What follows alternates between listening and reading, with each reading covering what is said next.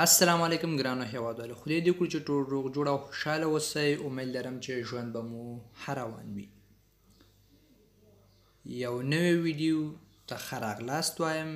یو ځل بیا ستاسو په خدمت کې راځئ چې درس شروع کړو. Où sont les boutiques? Où sont les boutiques? Où sont les boutiques? دکانونه چیرې دي؟ Où sont vos chaussures? Où sont vos chaussures? Où sont vos chaussures? بوټونه مو چیرې دي؟ Où sont mes affaires? Où sont mes affaires? Où sont mes affaires? کالی یا سامان مو چیرې دی؟ افیق وای سامان لپاره، ټول کالی مالی هر څه چې ټول سامان، یعنی او sont mes affaires یعنی زما سامان چیرې دی. Où as-tu perdu ton téléphone? Où as-tu perdu ton téléphone? Où as-tu perdu ton téléphone? تلیفون دې چیرې ورک کړه یا تلیفون دې چیرته ورک کړی؟ خپل تلیفون دې چیرته ورک کړو.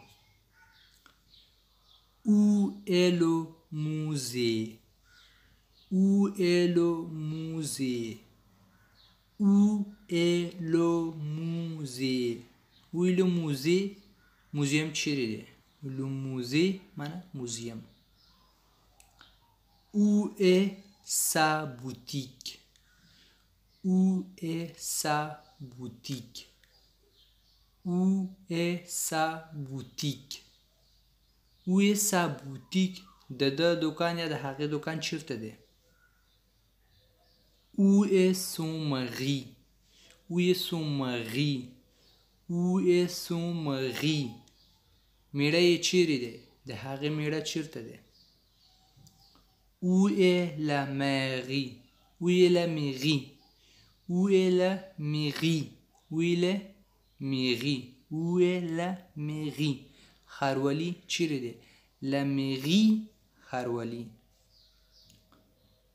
Où est le commissariat? Où est le commissariat? Où est le commissariat? Où est le commissariat? یعنی د پولیسو ماموریت چیرې دی؟ کمیساري چیرته دی؟ le commissariat معنا کمیساري. د اخر کې چې ای آتی دی دا یا تلفظ کېږي لکه او est le commissariat. د پولیسو ماموریت چیرې دی؟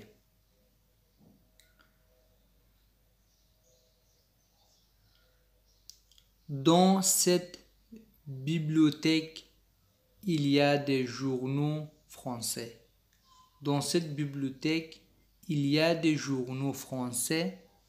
Dans cette bibliothèque, il y a des journaux français. په دې کتابخانه کې فرانسوي ورځپاڼې شته. Il y a une piscine dans cet hôtel. Il y a une piscine dans cet hôtel. Il y a une piscine dans cet hôtel. په دغه هوټل کې یو هاوس دی. Il y a 6 employés dans notre bureau. Il y a 6 employés dans notre bureau. Il y a 6 employés dans notre bureau. زمونږ په دفتر کې شپږ مامورین شته یا شپږ کارکوونکي دي، مامورین وو. Il y a beaucoup de voitures dans la rue. Il y a beaucoup de voitures dans la rue. Il y a beaucoup de voitures dans la rue. په سړک کې ډیر موټرونه شته. Où va ce bus? Où va ce bus? Où va ce bus? Où va ce bus? دا بس چیرې ځي؟ دا بس چیرته روان دی؟ چیرې ځي؟ لاره کې یو بس روان دی، هغه بل ملګری ته دا بس چیرته ځي؟ Où va ce bus? دا بس چیرې ځي؟ Où est la clé de la porte? Où est la clé de la porte? Où est la clé de la porte? د کوټې یا د خونې کیلي چیرې دی؟ J'ai froid. J'ai froid. J'ai froid. زما یخ کیږي یا یخ مې کیږي. Toute la journée. Toute la journée. Toute la journée. ټوله ورځ. Tous les jours. Tous les jours. Tous les jours. هر ورځ یعنی ټولې ورځې. هر ورځ ټولې ورځې. Dis-moi tout. Dis-moi tout. Dis-moi tout. Dis-moi tout. ما ته ټول ووایه. Je les connais tout. Je les connais tout. Je les connais tout.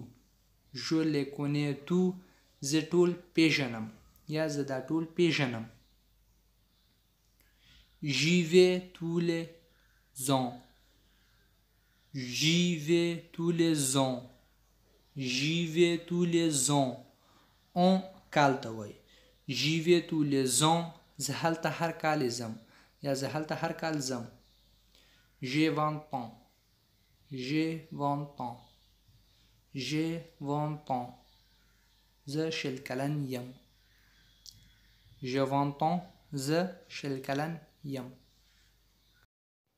Je ne suis pas employé. Je ne suis pas employé.